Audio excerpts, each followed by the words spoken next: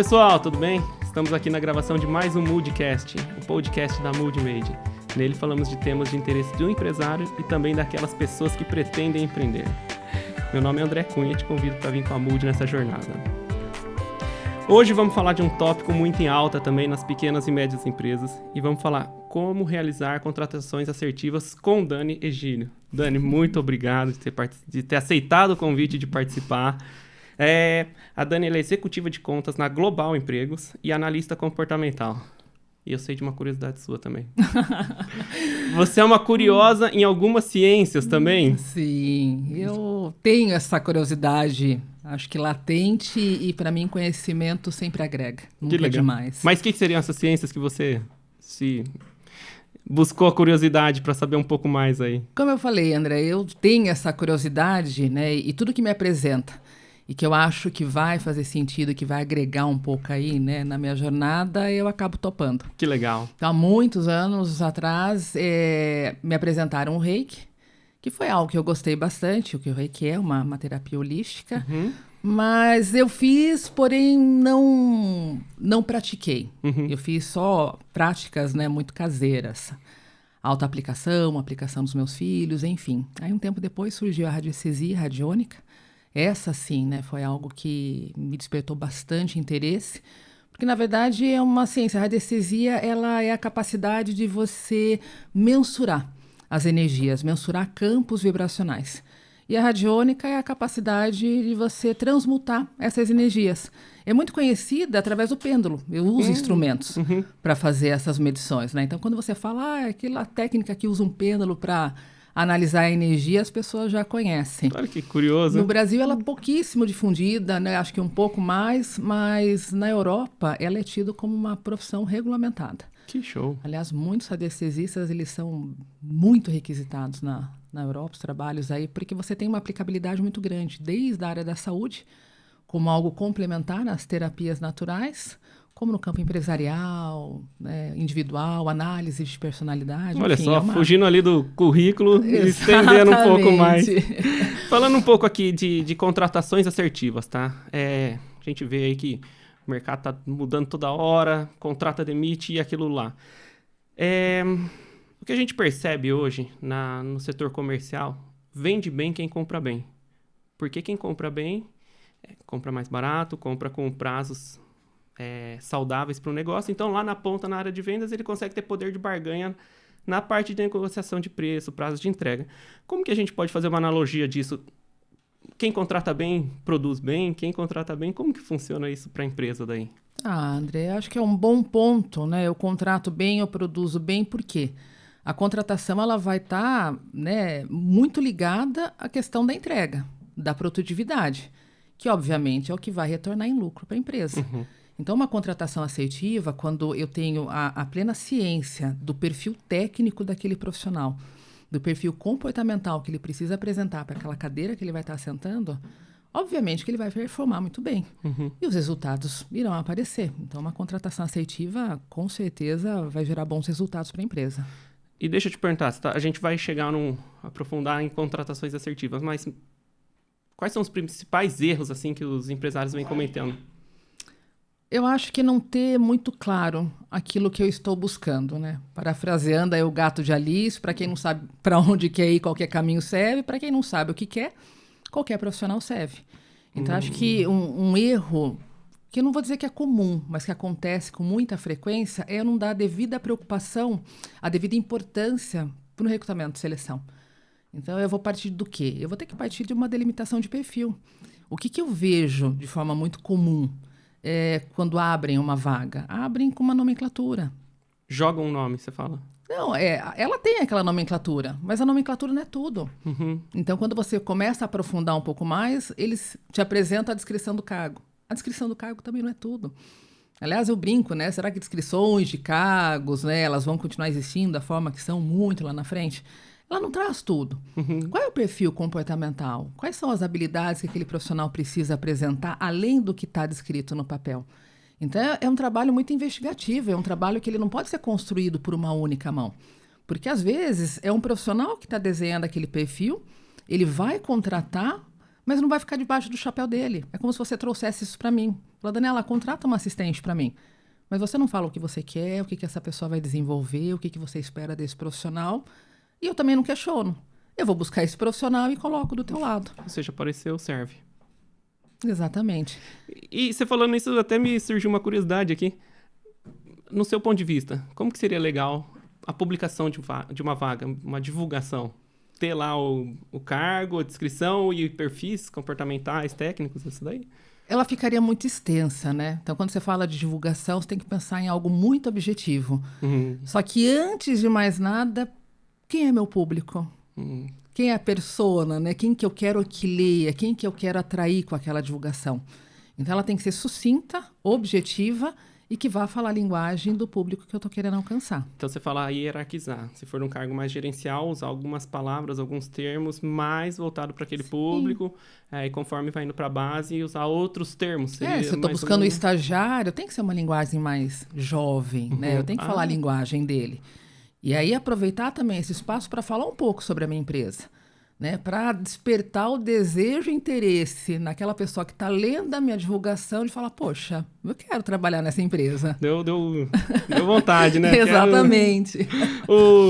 Bom, eu acompanho bastante o LinkedIn, vi que você também tem uma certa atividade lá. Sim. Você deve ver algumas coisas que acontecem lá, assim como eu. Então, a gente vê uma pessoa que começou um novo cargo e coloca lá, empresa do meu sonho, nossa, sonho realizado, tudo que eu queria, mostra o kit de boas-vindas e, de repente, 3 meses depois, você, por curiosidade, entra no perfil da pessoa e ela não está mais nessa empresa dos sonhos. O que acontece? A pessoa dedicou muita esperança, muita expectativa na empresa e não era o cargo, não era a função, não houve transparência no processo de recrutamento e seleção, a vaga não era aquilo. O que será que acontece para a pessoa em 3 meses desencantar? Eu acho que podem ter N fatores aí, né, André? Primeiro que se eu falo de um recrutamento e seleção onde a pessoa está adentrando, né, ela foi aprovada e começou, pode ter sim. Porque é somente quando eu entro no ambiente que eu vou sentir o ambiente como de fato ele é. Então, ela criou uma expectativa, ela ouvia falar daquela empresa, mas será que tudo aquilo que foi apresentado para ela, ela também parou para colocar na ponta do lápis se era o que ela estava buscando, se era o que ela almejava? Então, acho que é uma via de mão dupla, né? A empresa espera do candidato, mas o candidato também pode observar e esperar da empresa. E a hora que entrou, acho que esse match aí não foi bem como a pessoa estava... Frustra, né? Exatamente. Frustra. Você pega muitos casos assim, ou já pegou alguns casos curiosos desse tipo? No seu trajetória aí de frustrações, de contratações, acaba existindo. Porque ou não houve uma comunicação muito clara na contratação, então eu esperava aí, ou foi, né, prometido algumas coisas que não foram cumpridas, e também existe muito fator ambiente, o fator clima. Então, eu acho que eu alimento o meu mental colocando algumas expectativas, né? Puxa, olha, essa empresa é a empresa dos meus sonhos.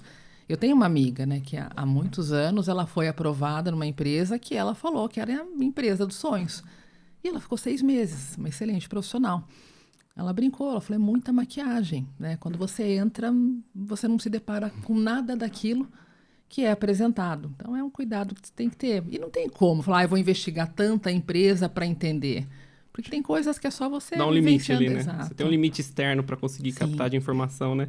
Vamos supor que a empresa acertou no processo de recrutamento e seleção, colocou um candidato bom para dentro da vaga. E para que não aconteça isso, o que você acha que pode ser uma forma das empresas fidelizarem esse colaborador, esse novo funcionário a ficar na empresa? Eu acho que antes de mais nada, eu não consigo trabalhar aquilo que eu não meço. Então, como que está o clima dentro da minha empresa? Eu gosto muito de pesquisas de clima organizacional, mas aquelas que são bem elaboradas, aquelas que são aplicadas e aquelas que são trabalhadas. Não adianta nada você aplicar e engavetar. Acho que nos dá suporte para entender como que está o engajamento dos colaboradores, como que está a saúde mental dos meus colaboradores, como que está o nível de confiança na liderança. Então, são muitos aspectos que podem, né, apresentar, você parte aí de uma pesquisa, mas não só também da pesquisa. Ela é uma excelente ferramenta, Mas como que está a comunicação interna da minha empresa? Como que está a comunicação no geral? Será que eu estou deixando claro para os meus colaboradores quais são os meus propósitos, quais são os meus objetivos, onde eu quero que a empresa chegue, o que eu espero daquela pessoa? Eu acho que é olhar para os colaboradores como o verdadeiro capital humano, porque é o que eles são. Olhar como seres humanos que estão ali, né, do teu lado, que vão trabalhar e impulsionar a empresa junto com você e valorizar. Eu acho que essa questão da valorização e do reconhecimento é algo que fideliza, né? É algo que desperta, fala, puxa, eu faço parte, eu sou daqui, eu estou junto com eles, né? Não é algo cindido. Você comentou um ponto interessante aí, porque fazer a pesquisa de clima organizacional. No porte de clientes que a gente vem atendendo, muitas vezes eles começaram e a coisa foi acontecendo e eles não têm uma estrutura de RH, eles não têm uma estrutura organizacional muito bem clara e definida. E quando a gente apresenta algumas pesquisas de clima organizacional que a gente faz, e a gente fala, vamos medir algumas áreas, vamos entender o que está acontecendo, e a gente aplica essas pesquisas, né, de uma forma para aquele ambiente, para aquele, né, setor, ou às vezes até para a empresa toda, mas para aquele nível de maturidade da empresa que ainda não tem um RH. Então, qualquer informação, a gente aplica essas pesquisas de clima organizacional e traz assim para os líderes e fala, olha o que está acontecendo aqui. Sim. Você está vendo uma coisa, você me diz uma coisa, e na prática a gente está vendo outra. Vamos sentar e tentar entender com isso? Então, você falou disso e a gente aplica e a gente realmente vê. Sim. E aí a gente começa a trabalhar alguns pontos específicos para, vamos arrumar isso. Para quem... É aquela coisa, quem não tem RH, a gente começa a desenhar alguma coisa para pensar no futuro, né, de ter. Outra coisa também que você comentou é não mede. Como que eu vou medir a performance ou a evolução de um funcionário para ficar ainda dentro da empresa? O que você dá de recomendação para o pessoal? Eu acho que uma boa ferramenta é uma avaliação de desempenho. Também muito bem estruturada, aplicada e não engavetada. Então, eu faço essas avaliações e, paralelamente a isso, eu posso traçar um PDI, né, que é um Plano de Desenvolvimento Individual. Porque daí, de novo, eu estou olhando para ele, para a potencialidade que ele tem, trabalhando essa potencialidade a meu favor. O grande erro, talvez, André, é a maioria das empresas, pelo que eu observo, elas querem os profissionais prontos, né? É aquele que E eu entendo, porque o tempo urge para todo mundo, mas eu quero aquele profissional que já chegue jogando, né? Ele vai chegar nos 45 do segundo tempo. E tem que fazer gol. Exatamente. Mas será que eu tenho a remuneração apta para esse profissional? Porque às vezes eu tenho que olhar para o teto que eu tenho. E eu vou ter que, muitas vezes, talvez também diminuir o meu escopo, porque você tem aquele teto para aquele profissional, mas aquele profissional da maneira que eu quero, eu não vou conseguir contratar. Ou se eu conseguir contratar, é porque ele está disponível no mercado, alguma coisa houve, enfim, mas será que eu vou conseguir reter? Então, às vezes, eu tenho que diminuir esse escopo e trabalhar aquele outro profissional. E além da técnica, e olhar para a potencialidade. Será que não é um candidato em potencial para mim? Será que ele não tem um potencial dentro dele que eu consiga trabalhar? Eu também vou conseguir trabalhar esse potencial, né, que habita em cada ser humano através dessas avaliações. De novo, se eu não meço, eu não consigo trabalhar. Exato. Então, realmente tem que medir para saber se a pessoa está indo na direção certa e alinhando expectativa também, né? Porque às vezes a gente tem um funcionário bom, a gente tem uma empresa boa e talvez ele esteja deslocado, talvez de departamento ou de área, e vamos medir isso aí, vamos falar, né? Vamos comunicar ali dentro, né? Porque às vezes você quer buscar fora. Isso é muito comum. Eu vou buscar fora e eu tenho potencial, talento tem um monte de gente lá dentro. Uma pessoa que ela não está performando bem dentro daquela área porque, na verdade, o que ela gosta, o sonho dela é uma área, né, diferente que a empresa também possui. Como que a empresa pode abrir isso para os colaboradores? Se você não está contente na sua área, em vez de eu abrir um recrutamento e seleção externo, como que eu vou recrutar pessoas internas? Como que uma empresa pode comunicar isso? Eu acho que sempre dá para partir de um recrutamento interno. Então, onde você vai entender, de novo, eu vou partir de um perfil bem delimitado. E aí, o cuidado que a empresa tem que ter, ela vai ser muito maior, porque ela está abrindo um recrutamento interno, ela está despertando expectativa nos colaboradores. Eu tenho que ter muito certinho o que eu vou ter de filtro, o que eu vou avaliar, porque senão, né, várias pessoas podem querer se candidatar àquela posição, eu tenho uma única vaga e eu vou frustrar vários outros. Então, o cuidado, eu falo de um recrutamento interno, não que ele é maior, mas você tem que dar. Então, você parte de um recrutamento interno com todos, né, esses critérios muito bem delimitados, faz as entrevistas, faz o processo, aprovou, ok. Não aprovou, daí você parte para um recrutamento externo. Entendi. Tem que tomar cuidado com a frustração do colaborador para não cair, né? Exato. Pelo menos cair o que ele estava, né? Agora, se você tem tudo muito bem desenhado e se fica claro para ele que seguir um caminho extremamente profissional, você não vai alimentar, né? Um mental com fantasias. Nossa, mas esse fulano foi aprovado porque ele é o queridinho, eu já sabia que isso ia acontecer. E rola muito isso, né? Eu acho que quando você não tem isso estruturado, não tem a comunicação clara, né? Não tem algo que eles batam o olho e falam, puxa, existiam vários critérios, olhando para mim, realmente eu não tinha todos os critérios, né? Para ser aprovado para aquela posição, com certeza. Eu vejo algumas empresas que a gente trabalha também, alguns clientes falando assim, não acho colaborador para trabalhar aqui, não acho funcionário para trabalhar aqui. E a gente vê que também tem uma taxa de desemprego aí, que tem muita gente boa buscando um emprego. O que acontece? Não tem emprego ou tem emprego sobrando? O que acontece nisso daí? Ai, André, olha, isso aí é uma conta que não anda fechando ultimamente. Nós atendemos empresas que muitas vezes eles voltam para nós e falam, nossa, com 12 milhões de desempregados, vocês não encontram um profissional apto Joga pra na mim? cara ainda. Sim. Provocativo. Só que primeiro, né, eu posso partir de um primeiro princípio que, será que aquilo que eu estou ofertando para o mercado está atrativo? Eu vou ter uma aceitação? Eu vou olhar para esse público, eles vão aceitar? Porque eu falo de um mercado que está aquecido também. Sim. Segundo ponto, será que tudo aquilo que eu estou buscando dentro daquele perfil, todos aqueles requisitos existem realmente no mercado? Então, quando eu abro um processo externo, o ideal é que eu tenha também um mapeamento dessas informações, até para que eu possa calibrar internamente aquilo que eu estou ofertando, se eu preciso melhorar ou não, ou aquilo que eu estou pedindo a título de técnica, comportamental, enfim, se existe. Aí eu tenho um outro lado, que é uma ausência de qualificação de profissionais. As coisas estão mudando, né? O mundo está muito veloz. E cada vez mais há uma exigência muito grande. Então, será que eu estou acompanhando todas essas mudanças? E existe ainda um terceiro fator, que é essa expectativa. Acho que a régua das empresas, e não que esteja errado, mas está muito alta. Eu quero encontrar o profissional perfeito e eu quero ter um processo seletivo que não haja erro. Eu não posso me arriscar nessa contratação, isso que eu tenho mais escutado, né, com frequência. Eu não posso errar.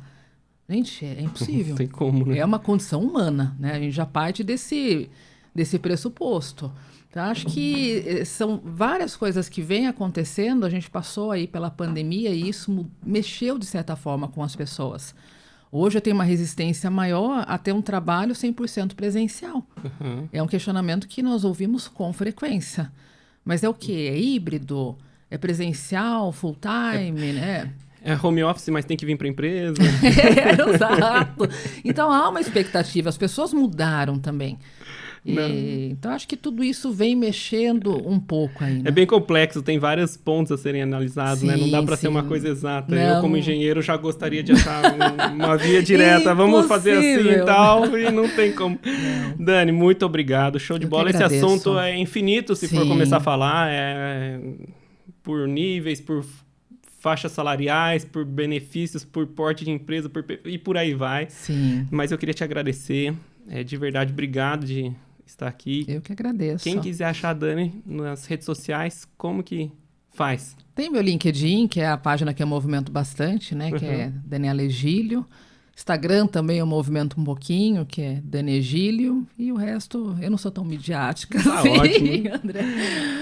Pessoal, obrigado por mais essa participação, por mais esse Moodcast. E aguardo vocês até o próximo. Valeu!